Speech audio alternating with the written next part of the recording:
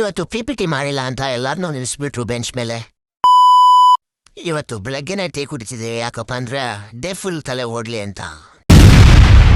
ಇವತ್ತು ಫಸ್ಟ್ ಅವರೇ ಟಿಫನ್ ಮಾಡ್ತಿದ್ವಿ. ಸರ್ ಎಲ್ಲಿ ನೋಡ್ತಾ ನನ್ನ ಗಾಬರಿಯಲ್ಲಿ ಸ್ಪೂನು ಪ್ಲೇಟ್ ಎರಡು ಬೀಳಿಸ್ಬಿಟ್ಟವನೆ. ಆಮೇಲೆ ನಮ್ಮ ಕಾರ್ತಿಕ್ ಎಲ್ಲರಿಗೂ ಕೈಯಲ್ಲಿ ಪೆನ್ ವೈಬ್ರೇಷನ್ ಟೆಸ್ಟ್ ಮಾಡ್ತಿದ್ದ. ಸೂಪರ್ ಆಗಿದೆ.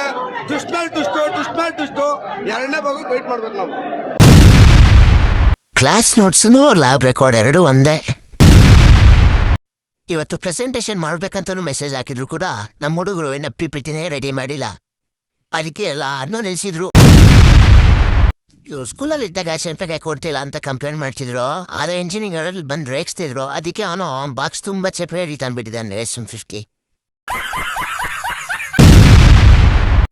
ಎಲ್ಲಾರನ್ನೂ ಪ್ರೆಸೆಂಟೇಷನ್ ಮಾಡಿಲ್ಲ ಅಂತ ನಿಲ್ಸಿದ್ರೆ ನಮ್ಮ ಕಾರ್ತಿಕ್ ಗೋಡೆ ಮೇಲೆ ಸ್ಕೆಚ್ ಮಾಡ್ತಿದ್ದ.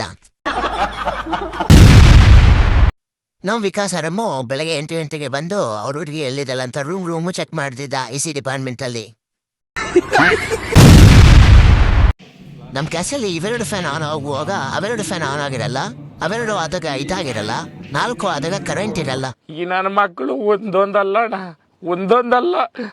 ಸೊ ಇದಾಗಿತ್ತು day 10 vlog. Thank you so much. Follow ಮಾಡಿ, ಶೇರ್ ಮಾಡ್ರೋ. ಆ ಹುಡುಗಿ ನಿನ್ನ ಲವ್ ಮಾಡ್ತಾವಳ? ಅಯ್ಯೋ ಯಾರು ಹತ್ರ ಗೊತ್ತಿಲ್ಲ.